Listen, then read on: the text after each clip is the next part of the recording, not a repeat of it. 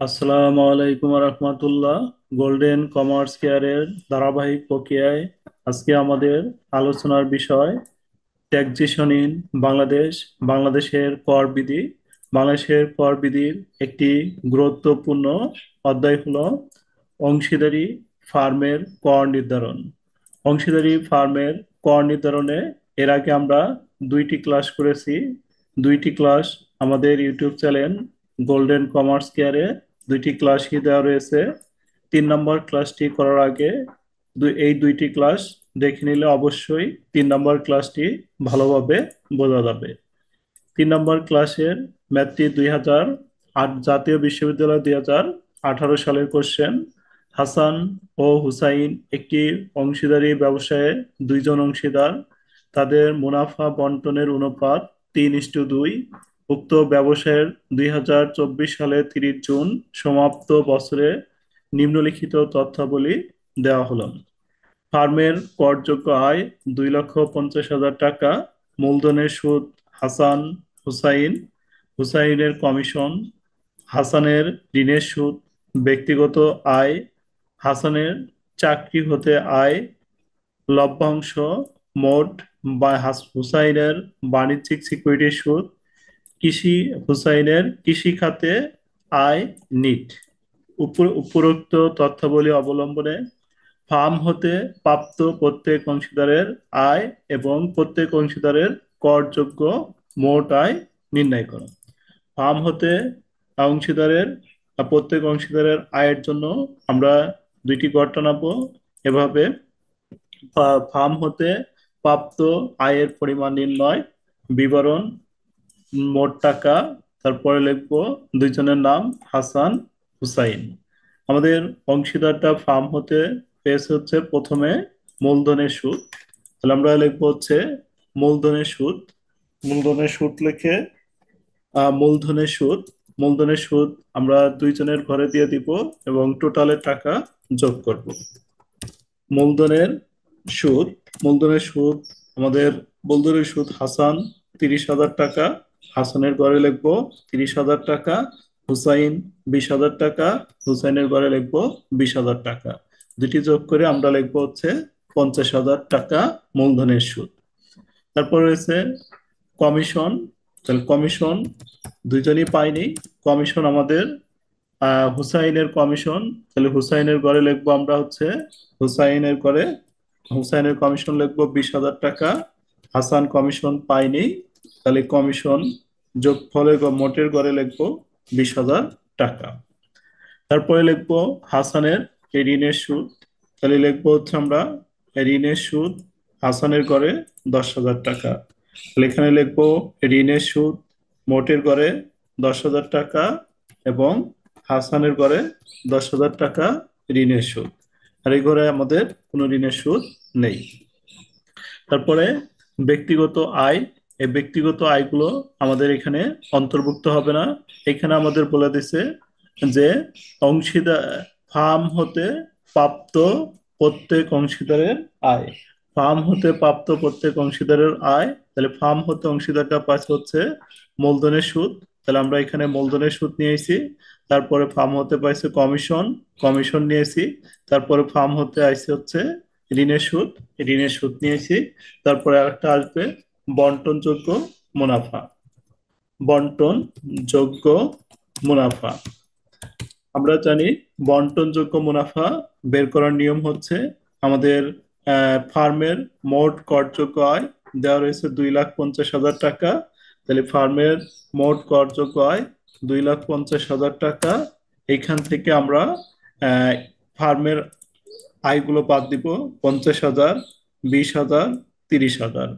50,000, 20,000, 30,000 তাহলে যোগ করলে আমাদের হবে 80,000 টাকা। এই 80,000 টাকা বাদ দিয়ে যে টাকাটা বের হবে এটা হচ্ছে আমাদের বন্টনযোগ্য মুনাফা। তাহলে আমাদের বন্টনযোগ্য মুনাফা হচ্ছে 1,70,000 টাকা। তাহলে আমরা লিখবো বন্টনযোগ্য মুনাফা 1,70,000 টাকা। 1,70,000 টাকা আমরা দুইজনের মধ্যে অনুপাত অনুসারে ভাগ করে দিব। অনুপাত রয়েছে আমাদের 3:2। তাহলে অনুপাত অনুসারে আমরা 1,70,000 টাকা ভাগ করে দিব 3:2। তাহলে আমরা হাসানের টাকা যখন লিখবো তখন হবে 1,70,000। 1,70,000 গুণন হচ্ছে 3। 1,70,000 আমরা এই 3 দিয়ে গুণন দিব, আর এই দুইটা যোগ করে 2 দ্বারা ভাগ করব। সরি, দুইটা যোগ করে 5 দ্বারা ভাগ করব।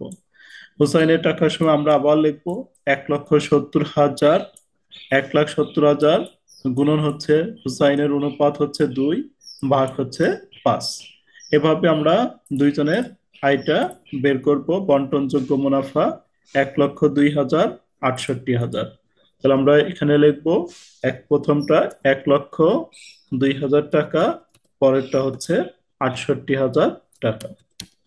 তারপর আমরা এখানে ফার্ম হতে প্রাপ্ত আয়ের পরিমাণ, ফার্ম হতে প্রাপ্ত মোট আয়।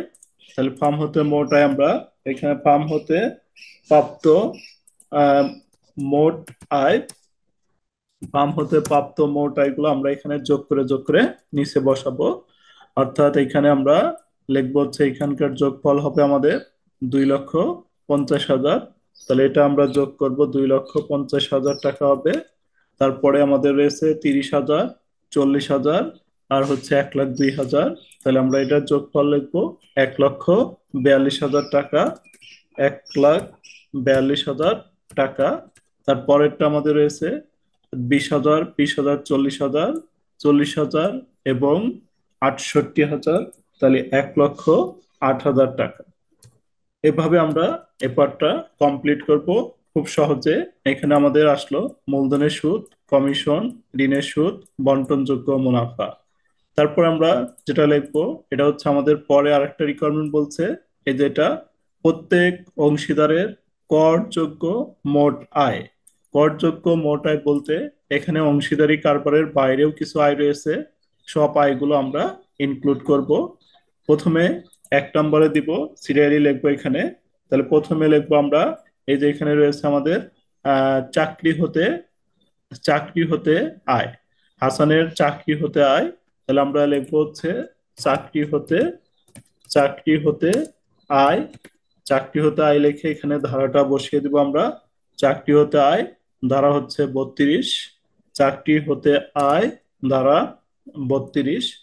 32 ধারায় হাসানের ঘরে লিখবো আমরা চাকরি হতে আয়ের মধ্যে হাসান পাইছে হচ্ছে চাকরি হতে আয়, হাসানের ঘরে লিখবো 3,20,000 টাকা। তাহলে হাসান চাকরি হতে আয় 3,20,000 টাকা আয় করছে চাকরি হতে। তাহলে 3,20,000 টাকা এখানে লিখবো, আর টাকা হুসাইনের ঘরে নেই। তারপর আমাদের রয়েছে চাকরি হতে আয়ের পরে যেটা আমরা লিখবো এটা হচ্ছে আমাদের লভ্যাংশ। এই লভ্যাংশটা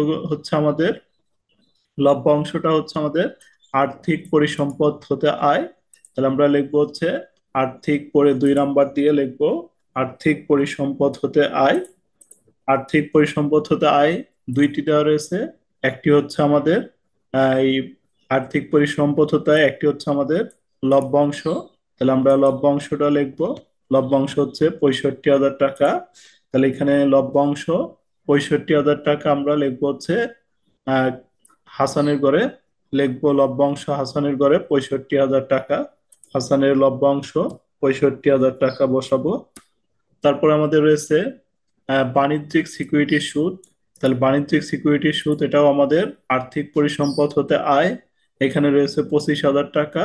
তাহলে এটা আমরা লিখবো হচ্ছে বাণিজ্যিক সিকিউরিটির সুদ হুসাইনের ঘরে 25,000 টাকা। তাহলে আমাদের লভ্যাংশ হাসানের ঘরে লিখবো এবং বাণিজ্যিক সিকিউরিটির সুদ হুসাইনের ঘরে লিখবো। এরপরে লিখবো আমরা হচ্ছে পরের স্টেপ। তাহলে এটা শেষ। 3 নম্বর স্টেপে আমরা যা লিখবো কৃষি খাতে আয়। তাহলে কৃষি খাতে আয় ধারা হচ্ছে 40। তাহলে আমরা লিখবো হচ্ছে কৃষি খাতে আয় ধারা 40 লিখে এখানে কৃষি খাতে আয় নিট আয় দেওয়া রয়েছে। কৃষি খাতে হুসাইনের কৃষি খাতে নিট আয়। তাহলে হুসাইনের ঘরে বসে দেবো আমরা 1,20,000 টাকা। হুসাইনের কৃষি খাতে নিট আয় 1,20,000 টাকা। 1,20,000 টাকা সরাসরি লিখবো। এরপরে আমাদের লিখবো হচ্ছে অংশীদারি ফার্ম হতে আয়। তাহলে অংশীদারি অংশীদারি ফার্মের আয় ধারা 31 1 ক। তাহলে অংশীদারি ফার্ম হতে আয় আমরা দুইটি বের করেছি, দুইটি জাস্ট এখানে বসে দেব। অংশীদারি ফার্ম হতে আয় 4 নম্বর দিয়ে লিখবো অংশীদারি ফার্ম হতে আয় ধারা 31-1 ক। তাহলে অংশীদারি ফার্ম হতে আয় আমরা বের করেছি 1,42,000 এবং 1,08,000 টাকা। তাহলে আমরা হাসানের ঘরে লিখবো 1,42,000 টাকা, হাসানের 1,42,000 টাকা, এবং হুসাইনের ঘরে লিখবো আমরা 1,08,000 টাকা। 1,42,000, 1,08,000। এবার আমাদের সবগুলো দেওয়া শেষ। এবার আমরা যোগফলটা নামাবো। অংশীদারদের মোট করযোগ্য আয়। তাহলে অংশীদারদের মোট করযোগ্য আয় হচ্ছে, আমরা এখানে যোগফলটা লিখে দিব। অংশীদারদের মোট করযোগ্য আয়, অংশীদারদের মোট করযোগ্য আয়, অংশীদারদের মোট করযোগ্য আয়। তাহলে মোট করযোগ্য আয় আমাদের দুইটি হলো, একটি হলো এটা যোগ করে আমাদের হলো 5,27,000, আর এটা যোগ করে আমাদের হলো 5,53,000 টাকা মোট করযোগ্য আয়। এরপরে আমাদের দুইটাতেই কর দায় নির্ণয় করতে, দুইটাতেই কর দায় নির্ণয় করা হইতো, কিন্তু এ অঙ্কে কর দায় নির্ণয় করতে বলা হয়নি, তাই কর দায় নির্ণয় করা হলো না। তাহলে আমরা খুব সহজে ম্যাথটা এভাবে সলভ করে নিব। আশা করি ম্যাথটা বুঝতে পেরেছেন। কোনো সমস্যা হলে অবশ্যই কমেন্ট বক্সে কমেন্ট করবেন, এবং পিডিএফ কপির প্রয়োজন হলে কমেন্ট বক্সে কমেন্ট করবেন। ইনশাল্লাহ কমেন্ট করার সাথে সাথে পিডিএফ কপি দেওয়া হবে।